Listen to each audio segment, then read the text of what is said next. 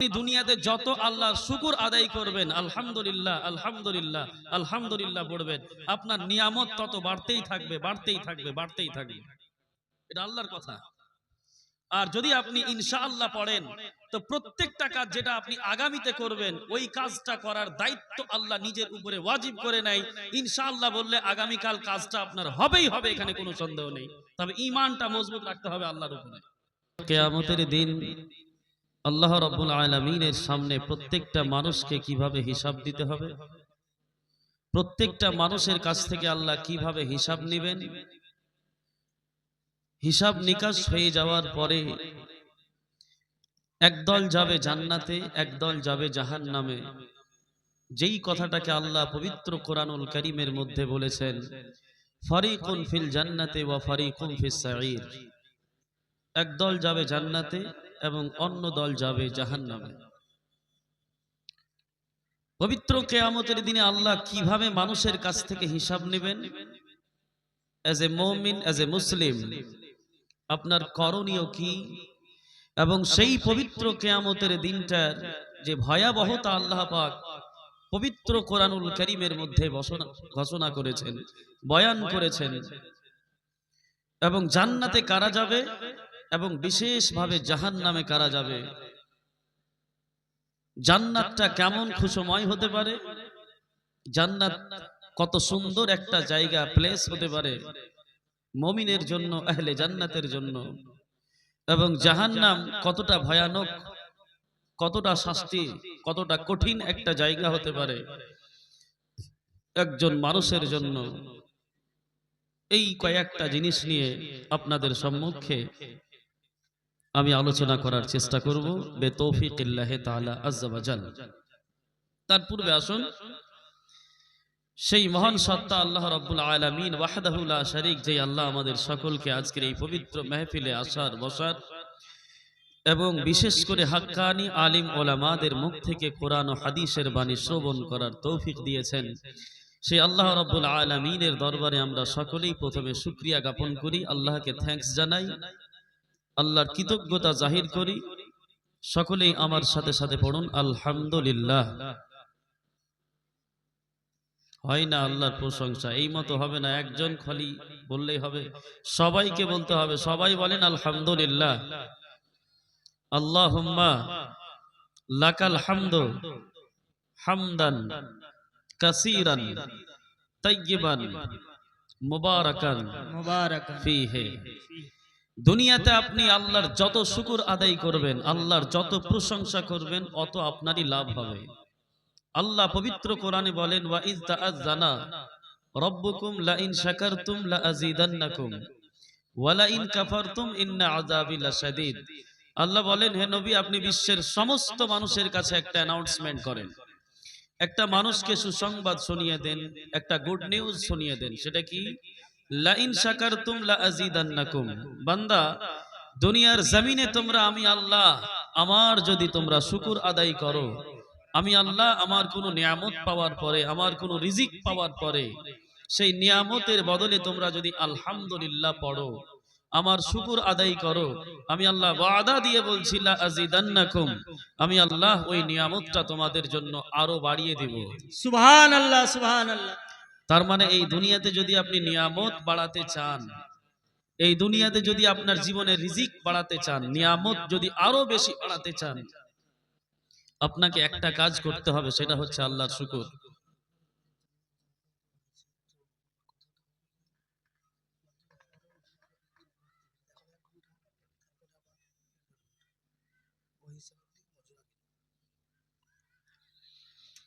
শুকর আদায় করতে হবে। আপনি দুনিয়াতে যত আল্লাহর নিয়ামতের শুকর আদায় করবেন, আল্লাহ পাকের ওয়াদা অনুযায়ী আল্লাহ আপনার নিয়ামতটাকে আরো বাড়াতেই থাকবে, বাড়াতেই থাকবে। মানে আপনি আলহামদুলিল্লাহ পড়বেন, যেই নিয়ামতের বদলে ওই নিয়ামতটা আল্লাহ আরো বাড়াবে, এটা আল্লাহর ওয়াদা। আনফরচুনেটলি, দুর্ভাগ্যবশত আমরা আমাদের নিয়ামত, আমরা আমাদের জীবনের রিজিক, আমরা লাইফটাকে আপডেট করার জন্য কত রকমের স্ট্রাগল করি, কত রকমের স্ট্রেঞ্জ, কত রকমের শক্তির সাথে আমরা লড়াই করি, শুধু এই কারণে যে আজকে আমার যেই পজিশন আছে, এই পজিশনটা থেকে যেন আরো একটু ভালো পজিশনে আমি পৌঁছে যেতে পারি। যার কারণে আমরা কতই না চেষ্টা করি, কতই না নিজের সাথে লড়াই করি, অথচ আল্লাহ পাক সুন্দর একটা কৌশল কোরআনে দিলেন আর বললেন লা ইন শাকারতুম লা আযীদান্নাকুম। যেই অবস্থাতে আমি আল্লাহ তোমাকে রেখেছি বান্দা, সেই অবস্থাটাতে যদি তুমি স্যাটিসফাইড থাকো আর সেই অবস্থাতে যদি তুমি আমার শুকর আদায় করতে পারো, আলহামদুলিল্লাহ পড়তে পারো, আমি আল্লাহ ওয়াদা দিয়ে বলছি বান্দা, তোমার অবস্থা, তোমার কন্ডিশনটাকে নেক্সট সময়ে, আসার সময়ে, ফিউচারে আমি আল্লাহ তোমার কন্ডিশনটাকে আরো ভালো করে দিব। তো আমরা দুনিয়াতে যতদিন বেঁচে থাকব, বেশি বেশি করে আল্লাহর শুকর আদায় চেষ্টা করব, আল্লাহর কৃতজ্ঞতা এবং আল্লাহর প্রশংসা, আল্লাহর হামদ করার আমরা চেষ্টা করব ইনশাআল্লাহ। করবেন সবাই আল্লাহর প্রশংসা ইনশাআল্লাহ। ইনশাআল্লাহ বলেন ইনশাআল্লাহ। ইনশাআল্লাহ। এটাও একটা সমস্যা, ইনশাআল্লাহ আবার মানুষ বলতে জানে না ইনশাআল্লাহ কবে বলতে হয়। আমাদের মুখে শুকর নেই, আলহামদুলিল্লাহ নেই, যার কারণে আমাদের নিয়ামত গুলো বাড়ে না। দুর্ভাগ্য, আমরা দুর্ভিক্ষুক, গরিব গরিব থেকে গেলাম সারা জীবন, মন স্যাটিসফাইড না, কি করে হবে? মুখে আমাদের শুকর নেই, আলহামদুলিল্লাহ নেই। আল্লাহ কত নিয়ামত আপনাকে দিয়েছে, কত নিয়ামত আল্লাহ আপনাকে দিয়েছে। আল্লাহ বলছেন বান্দা, আলাম নাজআল লাকা আলাম নাজআল লাহু আইনাইন, আমি কি মানুষের জন্য দুটা চোখ দিলাম না মানুষকে? আপনি হয়তো মনে করছেন না যে এই চোখটা আপনার আল্লাহর তরফ থেকে কত বড় নিয়ামত। যেই লোকটাকে আল্লাহ চোখ দেয়নি, বা দৃষ্টি আছে, চোখ আছে কিন্তু দৃষ্টি শক্তি আল্লাহ তাকে দেয়নি, সেই জানে যে চোখ থাকাটা আল্লাহর কত বড় নিয়ামত। 80 বছর ধরে আপনি এই চোখ দিয়ে দেখলেন সারা পৃথিবীটাকে, কিন্তু কখনো একবার আপনার মুখ দিয়ে বের হলো না আলহামদুলিল্লাহ, আল্লাহ তুমি আমাকে এই চোখ দিয়েছো, দৃষ্টি শক্তি দিয়েছো, এই নিয়ামতের বদলে আল্লাহ তোমার শুকর আলহামদুলিল্লাহ। কখনো বলেছেন? কখনো বলেননি। আল্লাহ আপনাকে শ্রবণ শক্তি, কান দিয়েছে, কখনো এই কান নিয়ে আপনি শুকর আদায় করেছেন? কখনো বলেছেন যে আলহামদুলিল্লাহ আল্লাহ তুমি আমাকে শ্রবণ শক্তি দিয়েছো, তোমার শুকর? কখনো বলতে পেরেছেন? না। আল্লাহ আপনাকে ধরার জন্য হাত দিয়েছে, খাওয়ার জন্য হাত, কিছু জিনিস নেওয়ার জন্য, চলার জন্য পা দিয়েছে, বুঝার জন্য বুদ্ধিমত্তা দিয়েছে। আপনি যদি মাথা থেকে নিয়ে আপনার পা পর্যন্ত নিজের পার্টস অফ বডিটাকেই যদি ডিপলি স্টাডি করেন, তাহলে বুঝতে পারবেন যে আল্লাহ আপনাকে কত বড় বড় নিয়ামত আপনার দেহের মধ্যে আল্লাহ রেখে দিয়েছে। এই যে ফুসফুস আল্লাহ আপনাকে দিয়েছে, 80 বছর ধরে আপনার মনের মধ্যে, দিলের মধ্যে ফুসফুস একটা কাজ করতেই আছে, without any internet, without any spending মানি। কিন্তু কখনো কি এই সমস্ত জিনিসের বদলে আল্লাহর শুকর আদায় করেছেন? করেননি। এর কারণ আমরা হচ্ছি আদম সন্তান, আমরা হচ্ছি অ্যাডিশনাল কিছু কিছু জিনিস, যেটা আমরা অ্যাডিকটিভ হয়ে যায়। অ্যাডিশনাল কিছু জিনিস আমাদের জীবনে থাকে, অ্যাডিকটিভ আদত, জেনুইনলি ন্যাচারালি কোনো জিনিস আমরা আল্লাহর পক্ষ থেকে অটোমেটিক্যালি ভাবে পেয়ে থাকি। তো যেই জিনিসটা ন্যাচারালি আমরা আল্লাহর তরফ থেকে পেয়ে থাকি, সেই জিনিসটার শুকর আমাদের আদায় করার ইচ্ছা করে না। অথচ সেই জিনিসটা যদি আপনি ডিপলি স্টাডি করেন, তাহলে বুঝতে পারবেন যে ওই জিনিসটা আল্লাহর কাছে কত বড় নিয়ামত, এবং আপনার জীবনে ওই জিনিসটার কত বড় নিয়ামত। সাপোজ আপনি 80 বছর ধরে অক্সিজেন নিলেন, 1 টাকা পর্যন্ত আপনি কখনো আল্লাহকে দেননি, কাউকে আপনাকে দিতে হয়নি, অক্সিজেন নিচ্ছেন আপনি। সেই লোকটা জানে যে 24 ঘন্টা অক্সিজেনের দাম কত, আর 24 ঘন্টা অক্সিজেন কিনে লাগাতে হলে ওই অক্সিজেনের দাম কত পড়ে। সেই লোকটা জানে, যেই লোকটা আইসিইউ তে ভর্তি আছে, সেই লোকটা জানে অক্সিজেন আল্লাহর কত বড় নিয়ামত। শুধু এতটুকুই না, আল্লাহ বলছেন বান্দা, তারপরে তোমাকে তো তোমার ওজুদ, তুমি নিজেই তাখলিককে দেখো, নিজের সৃষ্টিটাতে তুমি একটু গৌর ফিকির করো, গৌর ফিকির করো। কিভাবে কান বানিয়েছি, কিভাবে নাক বানিয়েছি, কিভাবে মুখ বানিয়েছি, কিভাবে দাঁত বানিয়েছি, জিহ্বা দিয়েছি, তোমাকে বুদ্ধিমত্তা দিয়েছি, ক্ষমতা দিয়েছি, পা দিলাম, হাত দিলাম, এই সমস্ত নিয়ামত তো আছেই আছে। তারপরে আল্লাহ বলছেন, তারপরে বাবা দিলাম, মা দিলাম, ভাই দিলাম, বোন দিলাম, পাড়া প্রতিবেশী, আত্মীয় স্বজন, সমস্ত জিনিস দেওয়ার পরে আল্লাহ বলছেন না, এতটাই না, আসমান বানালাম তোমার জন্য, জমিন বানালাম, পাহাড় পর্বত, নদী নালা, কীট পতঙ্গ, এমনকি দুনিয়ার জমিনে যা কিছু আপনি দেখতে পাচ্ছেন, আল্লাহ বলছেন মাতা আল্লাকুম ওয়ালি আনআমিকুম, আদম সন্তান, এই সমস্ত জিনিস যেটা তুমি নিজের আয়ত্তের মধ্যে দেখতে পাচ্ছ, নিজের চোখে, এই সমস্ত বিশ্বর মধ্যে যা কিছু দেখতে পাচ্ছ, আমি আল্লাহ সব কিছু আদম সন্তান তোমার জন্য বানিয়েছি। সুবহানাল্লাহ। সমস্ত জিনিস আল্লাহ আপনার জন্য বানিয়েছে। এই সূর্য বানিয়েছে আল্লাহ আপনার জন্য, চাঁদকে বানিয়েছে আল্লাহ আপনার জন্য, জমিন মাটিকে আল্লাহ বানিয়েছে আপনার জন্য, বড় বড় পাহাড়গুলোকে আল্লাহ পেরেক হিসাবে ব্যবহার করেছেন এই জমিনে আপনার জন্য। সময় বানিয়েছে আল্লাহ আপনার জন্য। একটা বীজ, একটা ছোট্ট একটা বীজ, একটা কোনো জিনিসের, আপনি বিচিকে উঠিয়ে নিলেন, বিচিকে উঠিয়ে নিয়ে আপনি মাটিতে বুঁদে দিলেন, ওই মাটি থেকে গাছ বের হলো, অটোমেটিক্যালি ভাবে গাছে ফল হলো, ফ্রুট হলো, ওই ফল আপনি খাচ্ছেন, ওই গাছ আপনাকে অক্সিজেন দিচ্ছে। এই সমস্ত জিনিস অটোমেটিক্যালি ভাবে হওয়ার তো কিছু নেই। তার মানে এই সমস্ত জিনিসকে কন্ট্রোলের পিছনে কোনো একজন মহান সত্তা আছে। আর ওই মহান সত্তা বলছেন, আল্লাহ বলছেন মাতা আল্লাকুম ওয়ালি আনআমিকুম, এই সমস্ত জিনিস আদম সন্তান আমি আল্লাহ তোমার জন্য বানিয়েছি। তারপরও আমরা কখনো আলহামদুলিল্লাহ পড়তে পারলাম না, আমাদের মুখে কখনো শুকর আদায় হলো না আল্লাহর, আমরা বলতে পারলাম না আলহামদুলিল্লাহ, আল্লাহ সমস্ত প্রশংসা তোমার জন্য। এই সমস্ত জিনিস আল্লাহ তুমি আমাদেরকে দিয়েছো উইদাউট এনি ইনভেস্ট মানি, টাকা পয়সা খরচ ছাড়াই এই সমস্ত জিনিস আল্লাহ তুমি দিয়ে দিয়েছো, না চাওয়াতেই আল্লাহ তুমি অনেক কিছু আমাদেরকে দিয়েছো। আল্লাহ বলছেন আদম সন্তান, ওয়াইন তাউদ্দু নি'মাতাল্লাহ লা তুহসুহা ওয়া আতাকুম মিন কুল্লি মা সাআলতুমুহ, আমি আল্লাহ সেই জিনিসগুলো তোমাদেরকে দান করেছি যেই জিনিসগুলো তোমরা আমার কাছ থেকে চাওনি, সেই জিনিসও আল্লাহ আমি তোমাদেরকে দিয়েছি। ফাইন তাউদ্দু নি'মাতাল্লাহি লা তুহসুহা, আমি আল্লাহ আমার নিয়ামতগুলো যদি গণনা করতে শুরু করো, আদম সন্তান তোমাদের লাইফ গুজরে যাবে, শেষ হয়ে যাবে, কিন্তু আমার নিয়ামতগুলো কখনো তোমরা গুণে শেষ করতে পারবা না। যাই হোক, এতগুলো কথা বললাম, এর মেন উদ্দেশ্য কারণ হচ্ছে এই যে আপনি দুনিয়াতে যতদিন বেঁচে থাকবেন, আল্লাহ আপনাকে যতদিন হায়াত দিয়েছেন, সর্বদা আল্লাহ পাকের শুকর আদায় করার চেষ্টা করবেন। আসুন একবার আমরা আবার আল্লাহ পাকের দরবারে শুকর আদায় করি। সবাই পড়েন আলহামদুলিল্লাহ, আলহামদুলিল্লাহ, জোরে পড়েন আলহামদুলিল্লাহ, আলহামদুলিল্লাহ, ইনশাআল্লাহ বলেন ইনশাআল্লাহ। শুকর আদায় করবেন, হাত উঠান, বলেন ইনশাআল্লাহ। ইনশাআল্লাহ।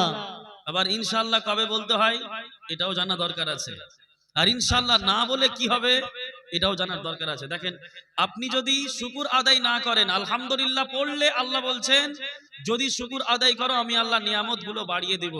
আগের আয়াতে আল্লাহ বলছেন ওয়াইন কাফার, আর তোমরা যদি আমার না শুকরি হয়ে যাও, এত কিছু নিয়ামত পাওয়ার পরেও যদি আমি আল্লাহ আমার শুকর আদায় না করো, আমার শুকর আদায় করা ছেড়ে দাও, অকৃতজ্ঞতা জাহির করো, না শুকরি বান্দা হয়ে যাও, তাহলে জেনে রেখো ইন্না আযাবি লাশাদীদ, আমি আল্লাহ আমার আযাব কিন্তু মহা আযাব, আমার পাকড়াও কিন্তু মহা পাকড়াও।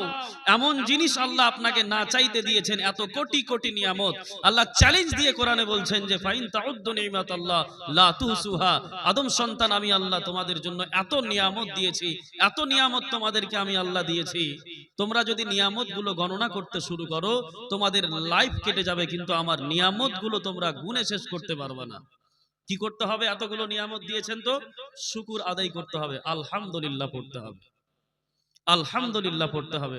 ওই জন্য প্রথম সূরা ফাতিহার প্রথম আয়াত আল্লাহ বললেন আলহামদুলিল্লাহি রাব্বিল আলামিন, সমস্ত প্রশংসা, সমস্ত প্রশংসা, সমস্ত তারিফ সেই মহান আল্লাহ রাব্বুল আলামিনের জন্য, যিনি উভয় জগতের রব, যে আল্লাহ সৌর জগৎকে সৃষ্টি করেছেন, দোনো জাহানকে সৃষ্টি করেছেন, জান্নাত জাহান্নামকে সৃষ্টি করেছেন, আপনাকে সৃষ্টি করেছেন। আল্লাহ পাক কমবেশ 18,000 মাখলুকাতে কে সৃষ্টি করার পরে ওই 18,000 মাখলুকাতের মধ্যে কমবেশ আপনাকে সর্বশ্রেষ্ঠ বানিয়েছেন। আল্লাহর নূরানি ফারিস্তা দিয়ে আল্লাহ আপনাকে সাজদা করিয়েছে আপনার বাবা আদমকে। সম্মানিত শুধু আল্লাহর শুকুর আদায় করতে হবে, আর না করলে ওই যে আল্লাহ বললেন, আর যদি তোমরা আমার শুকুর আদায় না করো, ইন্না আযাবিলা শাদীদ, জেনে রেখো আমি আল্লাহ, আমার আযাব কিন্তু মহা আযাব। শুকুর আদায় করতে হবে, শুকুর আদায় না করলে আল্লাহর পাকড়াও, আল্লাহর আযাব হবে। এবার দেখেন, সর্বদা সর্ব অবস্থাতেই আপনাকে শুকুর আদায় করতে হবে, সুখে থাকেন কিংবা দুঃখে থাকেন, সর্বদা সর্ব অবস্থাতেই আল্লাহর শুকুর আদায় করতে হবে, আপনি সুখে থাকেন কিংবা দুঃখে থাকেন। আমরা আলহামদুলিল্লাহ পড়তে জানি না, শুকুর আদায় করতে জানি না, ইনশাআল্লাহ কবে বলতে হয় ইনশাআল্লাহ সম্বন্ধে আমাদের নলেজ নেই। অথচ আল্লাহর রাসূল পর্যন্ত একবার ইনশাআল্লাহ না বলার কারণে আল্লাহ পাক নিজেই অন্তত 15 দিন পর্যন্ত ওহী আসা বন্ধ হয়ে গেছিল আল্লাহর রাসূলের কাছে, শুধু একবার ইনশাআল্লাহ না বলার কারণে। ভাবতে পারছেন কতটা কঠিন একটা জিনিস। মহানবী ইমামুল আম্বিয়া, সমস্ত নবীদের নবী, খাতামুন নবিয়্যিন, উনাকে সাইডে করেন।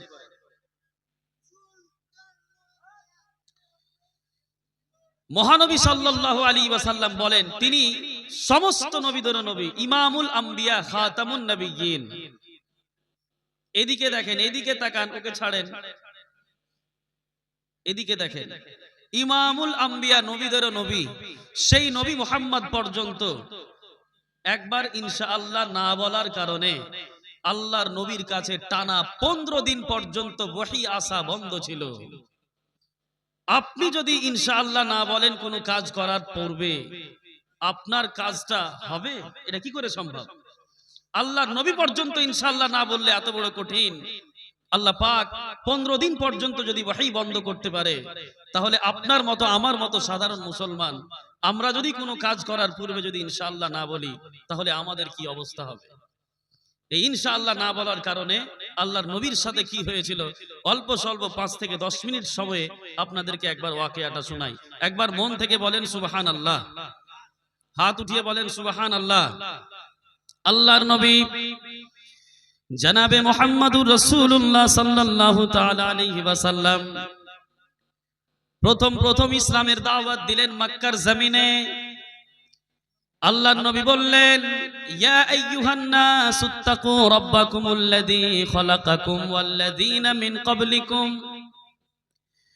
ওরে মক্কার কাফির মুশরিকেরা, তোমরা সেই মহান সত্তা আল্লাহ রাব্বুল আলামিনের ইবাদত করো, যে আল্লাহ তোমাদেরকে সৃষ্টি করেছেন। তোমাদের পূর্বে যারা এই দুনিয়াতে এসেছে সমস্ত মানুষকে যে আল্লাহ সৃষ্টি করেছেন, তোমাদেরকে যে আল্লাহ সৃষ্টি করেছেন, কিয়ামত পর্যন্ত যে আল্লাহ মানুষকে সৃষ্টি করবেন, সেই একত্ববাদী এক আল্লাহ রাব্বুল আলামিন, এক আল্লাহ পাকের ইবাদত করো।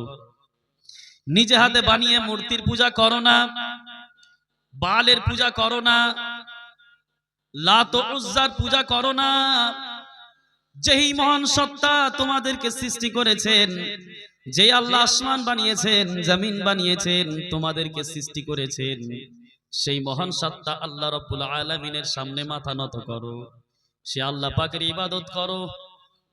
মক্কার কাফির মুশরিকেরা বলল, মুহাম্মদ, তুমি যদি সত্যিকারের নবী হয়ে থাকো, তুমি যদি সত্যিকারের রাসূল হয়ে থাকো, তাহলে আমরা তোমাকে 3টি প্রশ্ন করব। 3টি প্রশ্নের যদি তুমি উত্তর দিতে পারো মুহাম্মদ, তাহলে আমরা সকলেই তোমাকে নবী হিসাবে, রাসূল হিসাবে মেনে নিব। মক্কার কাফিরেরা বলল, নবী মুহাম্মদ, মুহাম্মদ তুমি যে নিজেকে নবী বলে দাবি করছো, রাসূল বলে দাবি করছো, আমাদের 3টি প্রশ্নের উত্তর যদি তুমি দিতে পারো, আমরা সকলেই এই মূর্তি পূজা ছেড়ে দিয়ে একত্ববাদী খোদা, যেই খোদার তুমি আমাদেরকে দাওয়াত দিচ্ছ, যেই খোদার দিকে তুমি আমাদেরকে ডাকছো, যেই আল্লাহর দিকে আমাদেরকে ডাকছো, আমরা সকলেই সেই আল্লাহর ইবাদত করব, মূর্তি পূজা ছেড়ে দিব, আর তোমাকে নবী এবং রাসূল হিসাবে আমরা মেনে নিব। তবে মুহাম্মদ, তোমাকে 3টি প্রশ্নের উত্তর দিতে হবে। কয়টি প্রশ্নের উত্তর? আপনারা এত দূরে বসেছেন যে কথা বলবো একটু, সেটাও মানে উপায় নেই। অন্তত কিছু লোক তো সামনে বসতে হয় এসে।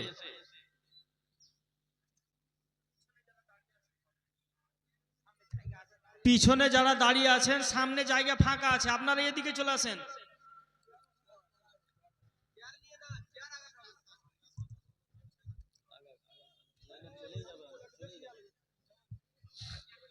আল-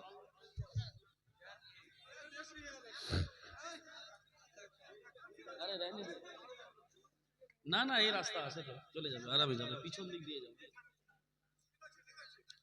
হ্যাঁ, বসে যান, বসে যান। আলহামদুলিল্লাহ, সুবহানাল্লাহ। যাক, সম্বলপুরের লোক, আলহামদুলিল্লাহ, খুব ভালো, আপনারা খুবই ভালো, খুবই ভালো। সামনের যে মিডিলে ফাঁকা জায়গাটা আছে এই জায়গাটা পূরণ করলেন। আপনারাও চলে আসেন এগিয়ে, আপনারাও এগিয়ে চলে আসেন। সামনে খালি চেয়ারগুলো আছে এগুলো পূর্ণ করলেন। যাক, আলহামদুলিল্লাহ। শুনেন, মন দিয়ে শুনেন, আমি যতক্ষণ আপনার সামনে কথা বলবো আমি চেষ্টা করব যথাযথভাবে শুধু কোরআন এবং হাদিসের কথা বলার। আমি আমার বক্তব্য টপিকের দিকে যাব, যেহেতু এখন আমার বক্তব্য হবে, আর ইনশাআল্লাহ আল্লাহ চাইলে হয়তো মাগরিবের পরেও 1-1.5 ঘন্টা বক্তব্য হবে, যার কারণে কিছু জরুরি বিষয় যেগুলো, সেগুলোকে আপনাকে মাগরিবের আগে শুনতে হবে। টপিকে কথা বলবো, আমি অবশ্যই বলবো। তো নবী মুহাম্মদ সাল্লাল্লাহু আলাইহি ওয়াসাল্লামকে মক্কার কাফির মুশরিকেরা বলল, মুহাম্মদ, তুমি যদি সত্যিকারের নবী এবং রাসূল হয়ে থাকো আমাদের 3টি প্রশ্নের উত্তর দাও, আমরা সকলেই তোমার হাতে মুসলমান হয়ে যাব। 3টি প্রশ্ন কি ছিল? 1 নম্বর প্রশ্ন, মক্কার কাফিরেরা বলল, মুহাম্মদ, তুমি যদি সত্যিকারের নবী হয়ে থাকো তাহলে বলো, মান হুয়া যুলকারনাইন, যুলকারনাইন সম্বন্ধে তুমি কি জানো বলো, যুলকারনাইন কে ছিল? কারণ মক্কার কাফির মুশরিকেরা জানতো এই দুনিয়ার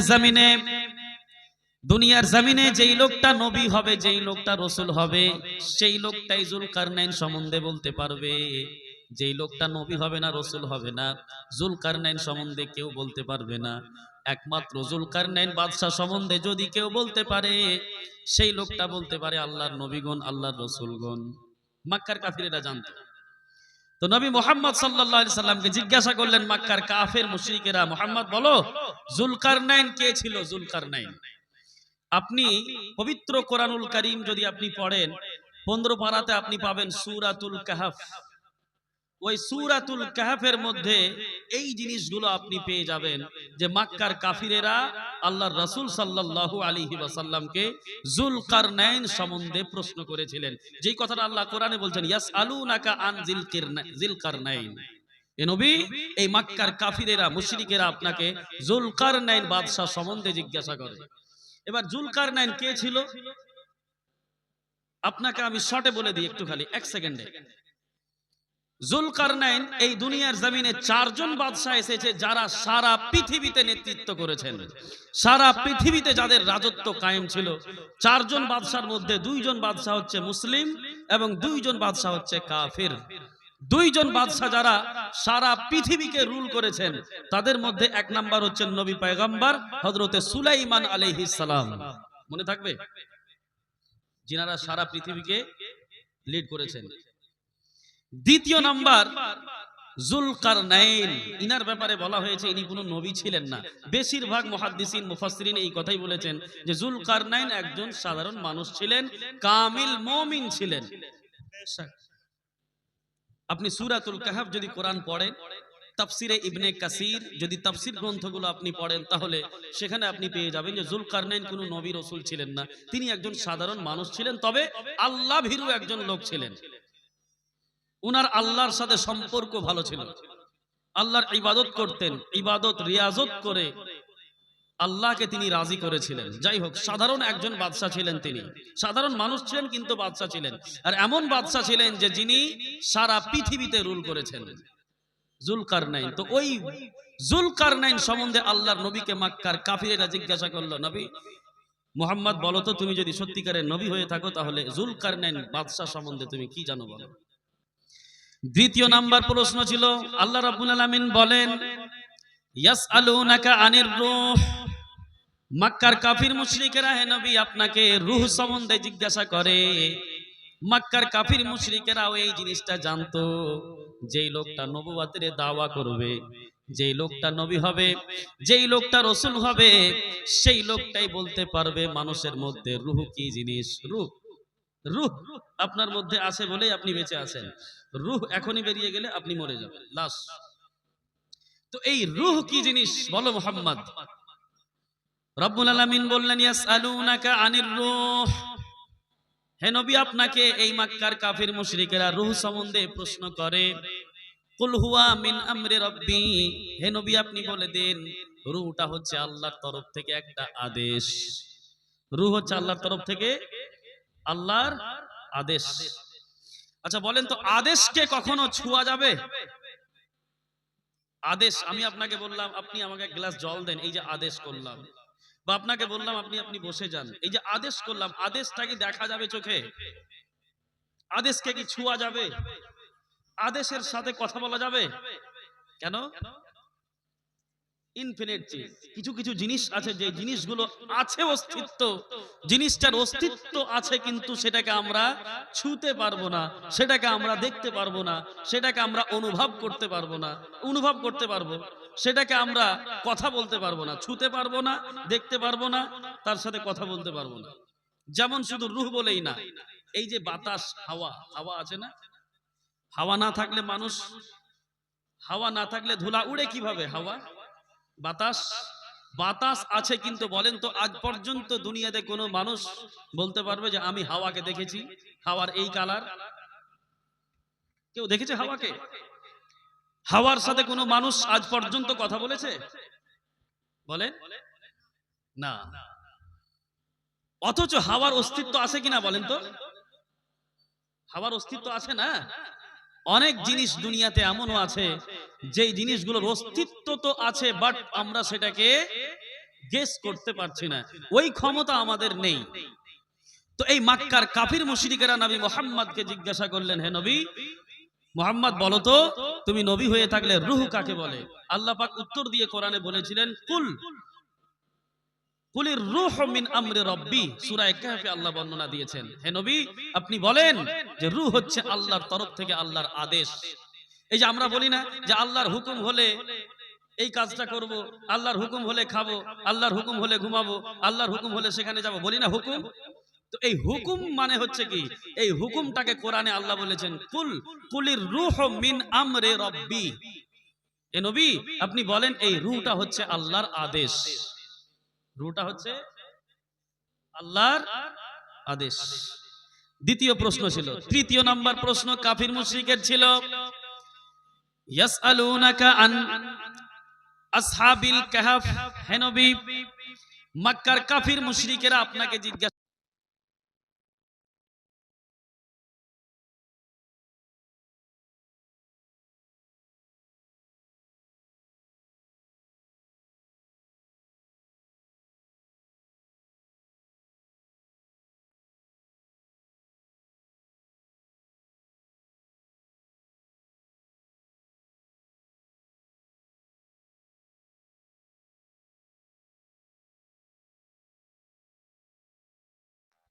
तुम लोग खाली हमारा ही फोटो लोगे क्या? श्रोता का हक नहीं है? আলহামদুলিল্লাহ সাল্লাল্লাহু আলাইহি সাল্লাম। আচ্ছা শুনেন শুনেন, তৃতীয় নাম্বার প্রশ্ন আল্লাহর নবীকে করলেন, মুহাম্মদ তুমি যদি সত্যিকারের নবী হয়ে থাকো, রাসূল হয়ে থাকো, তাহলে বলো আসহাবে কাহফ কে ছিল, কারা ছিল? এবার আসহাবে কাহফ কে ছিল একটু শুনেন। আসহাবে কাহফের ব্যাপারে সূরা কাহফের মধ্যে আল্লাহ বর্ণনা দিয়েছেন, ওই আসহাবে কাহফের নামে ওই যুবকদের জন্যই এই সূরাটার নাম আল্লাহ দিয়েছেন সূরাতুল কাহফ। কাহফ মানে হচ্ছে গর্ত, কাহফ মানে হচ্ছে গুহা, গুফা। এই আসহাবে কাহফকে আসহাবে কাহফ কেন বলা হয় এবং এই সূরাটার নাম সূরাতুল কাহফ কেন রাখা হলো? আজ থেকে হাজার হাজার বছর পূর্বে একজন জালিম ও জাবির কাফির ও মুশরিক বাদশা ছিল, যেই বাদশা যদি জানতে পারতো যে আমার রাজত্বের, আমার কিংডমের মধ্যে, আমার প্রজাদের মধ্যে বা আমার দেশের মধ্যে কোনো মানুষ একত্ববাদী খোদা, একত্ববাদী আল্লাহর উপরে ঈমান নিয়ে এসেছে, যদি বাদশা শুনতে পেত এই কথাটা, তাহলে সাথে সাথে তাকে হত্যা করে দেওয়া হতো। 7 জন যুবক তারা আল্লাহর উপরে ঈমান নিয়ে এসে, একত্ববাদী খোদার উপরে ঈমান নিয়ে এসে ওই গ্রাম, পাড়া, প্রতিবেশী, আত্মীয় স্বজন, নিজের বাবা মা, বাদশা, তাদের রাষ্ট্র, তাদের দেশকে ছেড়ে দিয়ে পাহাড়ের গুহায় গিয়ে তারা আশ্রয় নিয়েছেন এবং সেখানে গিয়ে তারা আল্লাহর ইবাদত করতেন, শুধু ভয়ে যে আমাদের ঈমানের ব্যাপারে যদি জানতে পারে বাদশাহ তাহলে আমাদেরকে হত্যা করে ফেলবে। তো এই যে আসহাবে কাহাফের ঘটনা এবং আসহাবে কাহাফ কতজন ছিল, এই জিনিসটা মক্কার কাফির মুশরিকেরাও জানতেন যে যে লোকটা নবী হবে, রসুল হবে, সেই লোকটাই বলতে পারবে যে আসহাবে কাহাফ কারা ছিল এবং কতজন ছিল। ঘটনাটা বুঝতে পারলেন? যাই হোক, গুফায় তারা কি করলো, আশ্রয় নিল। আর ওই বাদশাহ তাদেরকে খোঁজার জন্য লস্কর পাঠালো, সৈন্য পাঠালো, যাও তাদেরকে খুঁজে দেখো। কিন্তু তারা পাহাড়ের এমন একটা গুহায় আশ্রয় নিয়েছিল, যখন ওই সৈন্যরা তাদেরকে খোঁজাখুঁজি করতে লাগলো ওই পাহাড়ের আশেপাশে, তখন ওই জায়গাতে একটা কুকুর নিজের হাত পা বিছিয়ে এই মতো করে ওই গর্তের সামনে এই মতো শুয়েছিল, যার ভয়ে ওই বাদশার সৈন্যরা গর্তের মধ্যে ঢুকতে পারেনি। ওই কুকুরটার নাম হচ্ছে কিতমির, যার ব্যাপারে কোরআনের মধ্যে এসেছে ওই কুকুরটা জান্নাতে যাবে। কুকুর যদি কুকুরের মতো হয়, কুকুরও জান্নাতে যাবে, তবে আজকের ডেটের না। ওই একটাই কুকুর জান্নাতে যাবে, কিতমির, যার ব্যাপারে আল্লাহ কোরআনে বর্ণনা দিয়েছেন, সূরা কাহফে যার নাম এসেছে। যাই হোক, তো এই যে সূরা কাহফ, যাদের নামে সূরা কাহফ নাজিল হয়েছে, এই আসহাবে কাহফ সম্বন্ধে আল্লাহর নবীকে জিজ্ঞাসা করা হলো। বলেন তো কয়টা প্রশ্ন হলো? 3টা প্রশ্ন। মনে থাকবে? জুলকারনাইন বাদশা সম্বন্ধে তুমি কি জানো বলো। মুহাম্মদ, তুমি নবী হয়ে থাকলে তুমি বলতে পারবা জুলকারনাইন কে ছিল, 1 নাম্বার প্রশ্ন। 2য় নাম্বার প্রশ্ন, মুহাম্মদ বলো মানির রূহ, রূহ কাকে বলে, রূহ কি জিনিস, রূহ সম্বন্ধে সেই লোকটাই বলতে পারবে যে নবী হবে, যে রাসূল হবে। 3য় নাম্বার, আসহাবে কাহফ কারা ছিল, তাদের ঘটনা কি, তুমি যদি জানো তাহলে বলো। আর এই ঘটনা শুধু ওই লোকটাই বলতে পারবে যেই লোকটা নবী হবে, যেই লোকটা রাসূল হবে। 3টা প্রশ্ন বুঝতে পারলেন? আল্লাহর রাসূল জনাবে মুহাম্মদুর রাসূলুল্লাহ সাল্লাল্লাহু তাআলা আলাইহি ওয়াসাল্লাম বললেন, গাদান উজিবুকুম, এই যে তোমরা 3টি প্রশ্ন আমাকে করলে, এই 3টি প্রশ্নের উত্তর আমি নবী তোমাদেরকে কালকে দিব। আলাম ইয়াকুল ইনশাআল্লাহ, কিন্তু আল্লাহর নবী ইনশাআল্লাহ পড়লেন না। আল্লাহ রাসূল বললেন গাদান উজিবুকুম, আগামীকাল উত্তর দিব। গাদান উজিবুকুম, আগামীকাল উত্তর দেব। ওয়ালাম ইয়াকুল ইনশাআল্লাহ, কিন্তু আল্লাহর রাসূল ইনশাআল্লাহ পড়লেন না। বাড়ি গেলেন। পরের দিনে আল্লাহর রাসূল সাল্লাল্লাহু তাআলা আলাইহি ওয়াসাল্লাম এই আশায় বসে আছেন আল্লাহর তরফ থেকে হযরতে জিবরিল আসবেন আমার কাছে। আল্লাহ রাব্বুল আলামিন ওহী দ্বারা আমাকে বলে দিবেন, জুলকারনাইন বাদশা সম্বন্ধে আমাকে জানিয়ে দিবেন, রূহ সম্বন্ধে আমাকে জানিয়ে দিবেন, আসহাবে কাহফ সম্বন্ধে আল্লাহ আমাকে জানাবেন। আমি মক্কার কাফির মুশরিকদেরকে বলবো, মক্কার কাফির মুশরিকেরা সবাই 3টি প্রশ্নের উত্তর পেয়ে আমি নবী মুহাম্মাদের উপরে তারা ঈমান নিয়ে আসবে। আল্লাহর নবী এই চিন্তায় আছেন। কিন্তু সময় কাটতে থাকলো, সারাটা দিন কেটে গেল, আল্লাহর তরফ থেকে হযরতে জিবরিলের নাজিল হলেন না, আল্লাহর নবীর কাছে ওহী নাজিল হলো না। 1 দিন কেটে গেল, 2 দিন কেটে গেল, 3 দিন কেটে গেল, 4 দিন কেটে গেল, 5 দিন কেটে গেল, টানা 10 দিন কেটে গেল। এদিকে মক্কার কাফির মুশরিকেরা বলে, দেখো মুহাম্মদ সত্যিকারের নবী নাই, নাউযু বিল্লাহি মিন যালিক। তিনি যদি সত্যিকারের নবী হয়ে থাকতেন, রাসূল হয়ে থাকতেন, তাহলে 3টি প্রশ্নের উত্তর তিনি পরের দিনে দিতে চেয়েছেন। আজকে 10 দিন হয়ে গেল, উত্তর আসেনি। বুঝতে পারছেন? টানা 15 দিন কেটে গেল। আল্লাহ রাসূল সাল্লাল্লাহু তাআলা আলাইহি ওয়াসাল্লাম অনেক টেনশনে পড়ে গেলেন, অনেক টেনশনে পড়ে গেলেন, অনেক টেনশনে পড়ে গেলেন। এতটা টেনশনে আল্লাহ রাসূল পড়লেন, এতটা টেনশনে আল্লাহ রাসূল বললেন, এতটা টেনশনে পড়লেন যে আল্লাহ রাসূল সাল্লাল্লাহু তাআলা আলাইহি ওয়াসাল্লাম সারা রাত আল্লাহর কাছে কাঁদতেন আর দোয়া করতেন যে আল্লাহ আমার কি ভুল হলো, কি মিস্টেক হলো আল্লাহ। টানা 15 দিন কেটে যাওয়ার পরে আল্লাহ রাব্বুল আলামিন হযরতে জিবরিলকে পাঠালেন আর সাথে একটা আয়াত দিলেন। আল্লাহ রাব্বুল আলামিন বললেন, ওয়ালা তাকুলান্না লিশাইইন ইন্নী ফাইলুন যালিকা গাদান ইল্লা আইয়াশা আল্লাহ। সুবহানাল্লাহ পড়েন। রাব্বুল আলামিন বললেন, ওয়ালা তাকুলান্না লিশাইইন, হে নবী আপনি ভুল করেও কখনো এই কথা মুখ দিয়ে বলিয়েন না ইন্নী ফাইলুন যালিকা গাদা, আমি আগামী কাল এই কাজটা করব, ইল্লা আইয়াশা আল্লাহ, কিন্তু এই কথাটা বলার সাথে সাথে আপনি অবশ্যই ইনশাআল্লাহ পড়ে নিবেন। সুবহানাল্লাহ, সুবহানাল্লাহ। হে নবী, আপনি কখনো ভুল করেও বলিয়েন না, ওয়ালা তাকুলান্না লিশাইইন, আপনি ভুল করেও কখনো কোনো জিনিসের ব্যাপারে এই কথা বলিয়েন না, ইন্নী ফাইলুন যালিকা গাদা, আগামী কাল আমি এই কাজটা করব। ভুল করে এই কথা বলিয়েন না। কবে বলবেন? ইল্লা আইয়াশা আল্লাহ, কথা বলার সাথে সাথে আপনি ইনশাআল্লাহ অবশ্যই পড়ে নিবেন। ইনশাআল্লাহ অবশ্যই পড়ে নিবেন।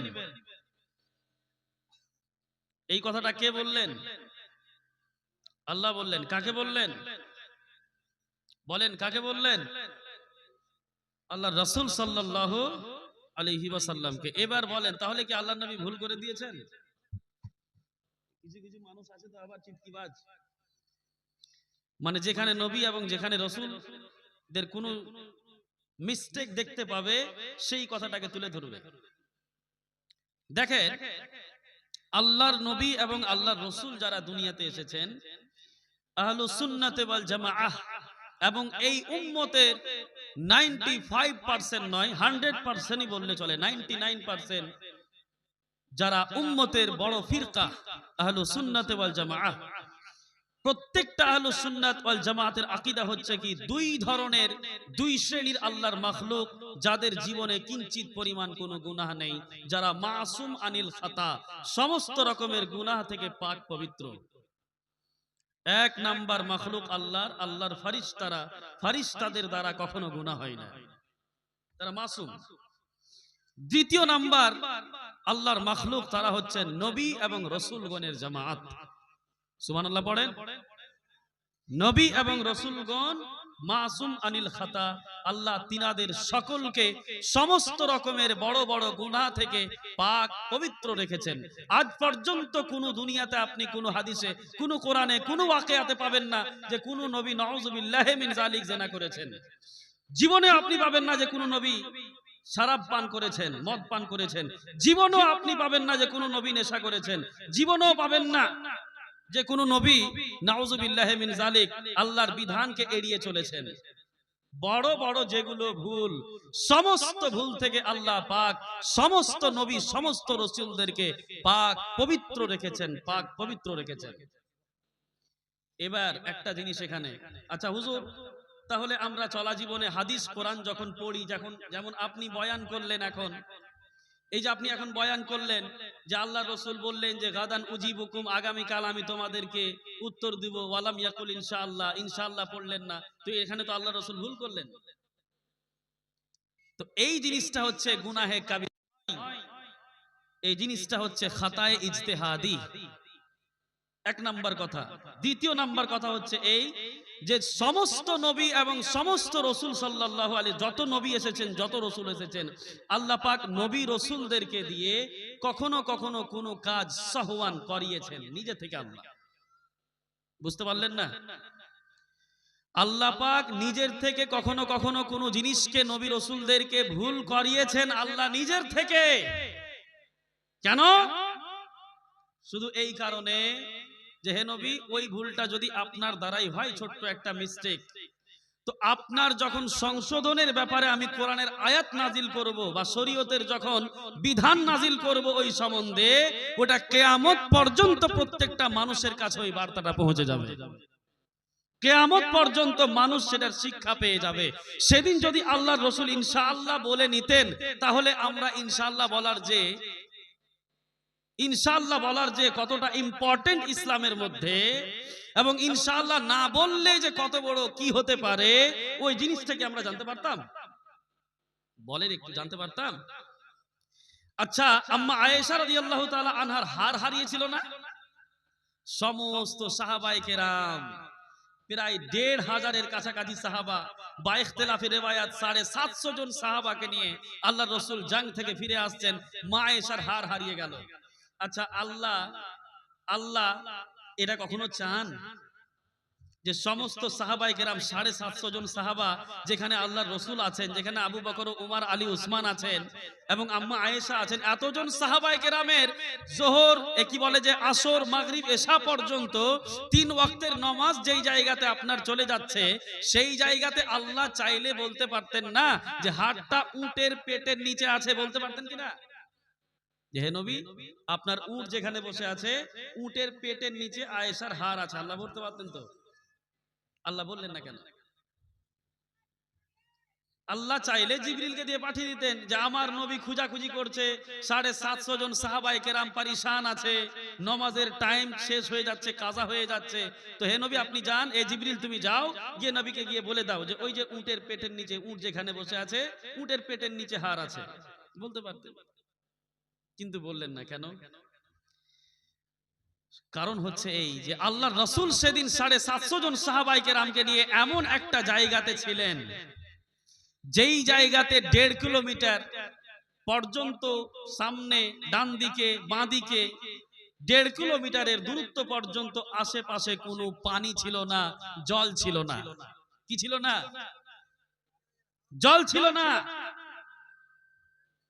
এখন আল্লাহর রাসূল সাল্লাল্লাহু আলাইহি ওয়াসাল্লাম যখন 2 ওয়াক্তের নামাজ কাজা হয়ে যাচ্ছে, এশার নামাজ যখন কাজা হওয়ার সময় চলে আসছে, তখন আল্লাহ রাব্বুল আলামিন, আল্লাহর নবী তো পানি নেই, জল নেই, ওযু করবেন কোথা থেকে, নামাজ পড়বেন কি করে?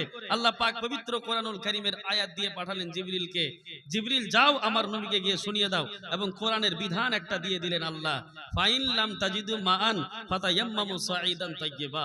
হে নবী, আপনি যদি এমন একটা জায়গাতে পৌঁছে যান যেখানে আপনার আশেপাশে পানি নেই, তাহলে আপনি পবিত্র মাটি দিয়ে তায়াম্মুম করে নামাজ পড়ে নেন। সুবহানাল্লাহ বলবেন না জোরে? আচ্ছা বলেন তো, সেদিন যদি হাতটা পেয়ে নিতেন, আল্লাহর নবীকে যদি জিবরিল দ্বারা আল্লাহ বলিয়ে দিতেন, তো ওই আয়াতে তায়াম্মুম মানে পানি না থাকলে পবিত্র মাটি দিয়ে যে তায়াম্মুম হবে, এই বিধানটা কি আমরা পেতাম? এই বিধানটা পেতাম? তো কিছু কিছু জিনিস আল্লাহ রাব্বুল আলামিন সাধারণ মানুষ এবং আল্লাহর রাসূল পর্যন্ত সাহাবায়ে কেরামদের কাছেও আল্লাহ কিছু কিছু জিনিসের হিকমতকে মাখফি রাখতেন। কি রাখতেন? আল্লাহ চাইলে সবই বলে দিতে পারতেন 1 সেকেন্ডের মধ্যেই, জিবরিল আসতেন বলে চলে যেতেন, কিন্তু না, ওখানে একটা হিকমত লুকিয়ে ছিল অনেক বড়। ওই হিকমতটা হচ্ছে এই যে সেখানে যদি নামাজ কাজা না হতো, চারিদিকে দূরত্ব পর্যন্ত দূরে দূরে যদি পানি যদি আশেপাশে থাকতো, উযু করে পড়ে নিত, পানি ছিল না, ওই জায়গাতে সাহাবায়ে কেরামের নামাজ কাজা হচ্ছে। এখন পানি নেই তো কি করে উযু করবে? আল্লাহ পাক শরীয়তের একটা বিধান নাজিল করলেন যে এমন একটা জায়গাতে যদি তোমরা পৌঁছে যাও, এমন সিচুয়েশনে যদি তোমরা অবস্থান করো যেখানে তোমাদের আশেপাশে কোনো পানি নেই, কিংবা পানি তো আছে কিন্তু পানি ইউজ করার তোমার ক্ষমতা নেই। যেমন কাশ্মীরের বর্ডারে গিয়েছেন, কাশ্মীরের বর্ডারে গিয়েছেন, ইন্ডিয়ান আধার কার্ড, ভোটার কার্ড নিয়ে পকেটে ঘুরে বেড়াচ্ছেন, কিন্তু বর্ডারের রাস্তা খোলা আছে, কিন্তু বর্ডারের ওই পাশে একটু দূরেই খালি ঢিলা চালাবেন, একটা ঢিল চালাবেন তো পানি আছে, কিন্তু সমস্যা হচ্ছে যে ওই পানি যদি আপনি উযু করার জন্য বর্ডার ক্রস করে যান, ঠাই করে মেরে উড়িয়ে দিবে আপনাকে পাকিস্তানি, উড়াবে না?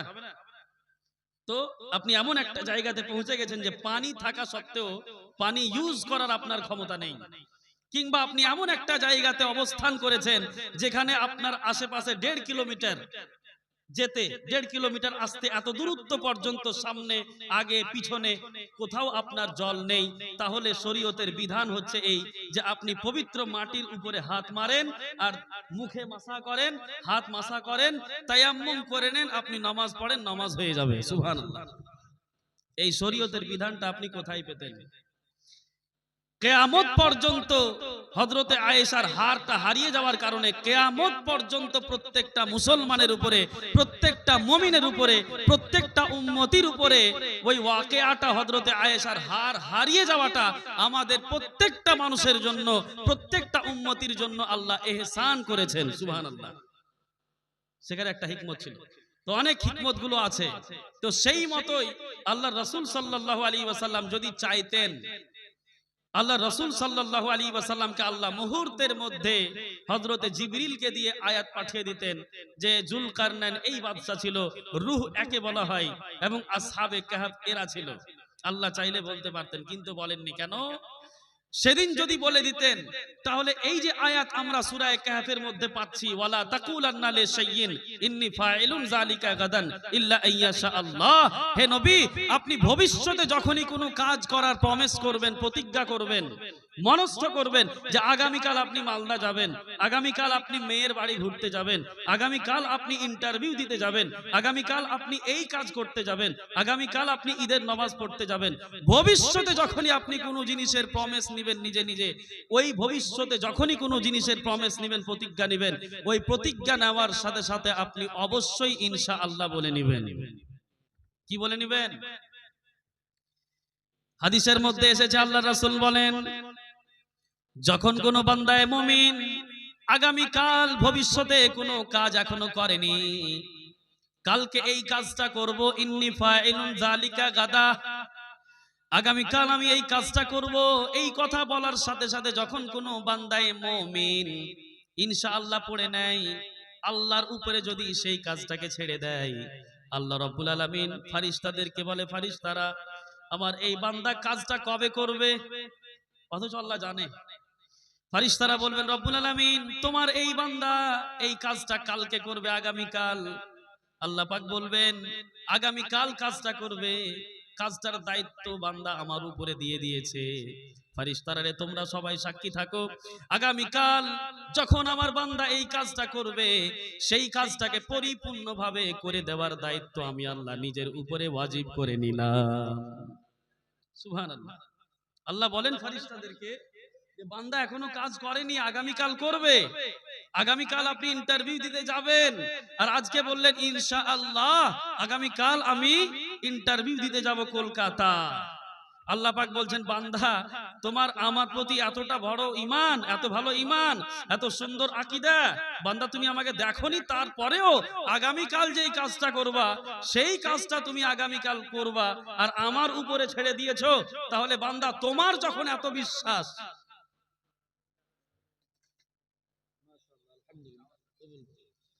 আল্লাহ বলেন বান্দা আগামীকাল তুমি কাজটা করবা, তোমার যখন এত বিশ্বাস আমার প্রতি, তুমি আমার নাম নিয়ে ওই কাজটাকে আমার সাথে যুক্ত করে দিয়েছো, তো এই ফেরেশতারা তোমরা সাক্ষী থেকো, আগামীকাল আমার এই বান্দার করে দেওয়ার দায়িত্ব, কাজটা পরিপূর্ণভাবে করে দেওয়ার দায়িত্ব আমি আল্লাহ নিজের উপরে ওয়াজিব করে নিলাম। জোরে সুবহানাল্লাহ বলেন।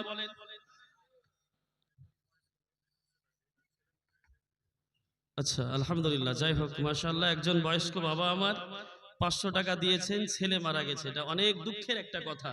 আল্লাহ পাক এতজন শ্রোতাকে হাজির রেখে আমরা সকলেই দিল থেকে মন থেকে দোয়া করব, আল্লাহ যেন তিনার ছেলের জীবনের সমস্ত জানা অজানা ছোট বড় গুনাহ খাতা মাফ করে দিয়ে তিনার ছেলেকে যেন আল্লাহ জান্নাতুল ফিরদৌসের উঁচু মাকাম দান করেন। সকলেই পড়ি আমিন।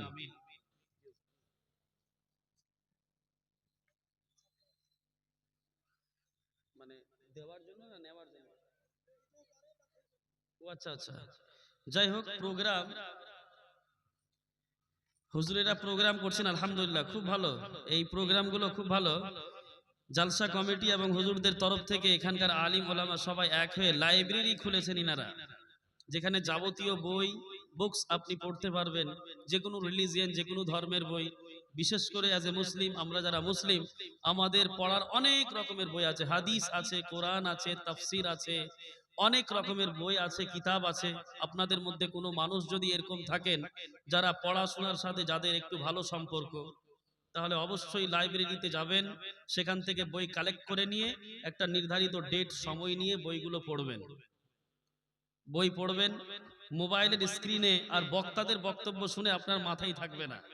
ইন্টারনেটে আপনি যা কিছু দেখছেন মোবাইলে, সেগুলো আপনার মাথায় সবসময় থাকবে না, আজকে দেখলেন কালকেই ওই জিনিসটা ভুলে যাবেন। কিন্তু যখন আপনি বইয়ে কোনো জিনিস পড়বেন, ওই জিনিসটা আপনার আজীবন মনে থাকবে। আর আজীবন মনে না থাকলেও আপনি নিজে নিজে যদি জিনিসটা পড়ে থাকেন নিজের মাথাতে দিয়ে, আপনার সামনে যখন ওই প্রসঙ্গা নিয়ে কেউ কিছু কথা বলবে, ওটা চট করে আপনার মাথায় চলে আসবে যে হ্যাঁ এই বিষয় আমার পড়া আছে, এক জায়গাতে আমি পড়েছি। যার কারণে মোবাইল থেকে একটু দূরত্ব বজায় রাখার চেষ্টা করবেন।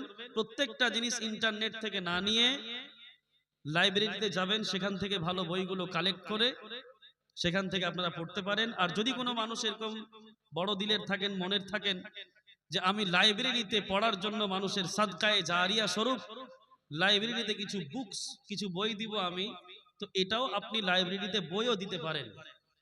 আমাদের সমাজে আমি তো বলতে গেলে অনেক জায়গাতে আমার আলিম ওলামারাই আমাকে যাতা বলে দেয়, আমাদের সুন্নি আলিম ওলামারাই, যে হুজুর আপনার এগুলো বলা ঠিক না। আজকের ডেটে চালিশা করতে গিয়ে 1 লক্ষ টাকা খরচ করা আমার মনে হচ্ছে অপচয়। কারণ চালিশা করে যেই খাবারটা আপনি খাওয়াচ্ছেন 2-4টা গরু কেটে, ওই খাবারটা খাওয়ার হকদার হচ্ছে গরিব মিসকিন। কিন্তু আজকের ডেটে আপনার সমাজে তো গরিব কেউ নেই, সবাই তো আপনার টাকা পয়সাওয়ালা মানুষ। তো ওই 4টা গরুর টাকাটা আপনি গোশত মানুষকে না খাইয়ে আজে বাজে এতটুকু খেলেন, এতটুকু ফেললেন, হ্যাঁ, গোশত খেয়ে চলে গেল, কোনো দোয়া দিল না, কোনো তাসবিহ কালেমা কিছুই হলো না। আচ্ছা, খাওয়ান, যারা হকদার আছে তাদেরকে খাওয়াতে হবে। আমার মনে হয় যে 4টা গরু না কেটে 1টা গরু গোশত আপনি কেটে বিতরণ করে দেন, আর বাকি যে গরুর টাকাগুলো আপনি এদিক ওদিক করছেন, ওই গরুর টাকাগুলো আপনি মসজিদে, মাদ্রাসাতে বা লাইব্রেরিতে লাগান, ইসলামিক প্রতিষ্ঠানগুলোতে লাগানোর প্রয়োজন আছে।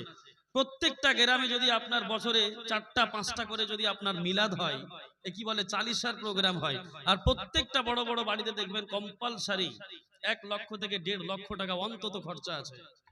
দক্ষিণ দিনাজপুর গঙ্গারামপুরের সাইডে তো আমি এটাও শুনেছি যে 7টা-8টা করে গরু কাটা হয়, অন্তত 1 লাখ 1.5 লাখ পর্যন্ত গরু কাটে শুধু। বলেন দেখি, ওই 1.5 লক্ষ টাকা যদি একটা প্রতিষ্ঠান মাদ্রাসাতে দেওয়া হয়, কত বড় কাজ হবে। ভারতবর্ষের যা অবস্থা আপনারা দেখতে পাচ্ছেন না, প্রত্যেকটা মানুষের হাতে সোশ্যাল মিডিয়া, সবাই আমরা ইন্টারনেটের সাথে জড়িত।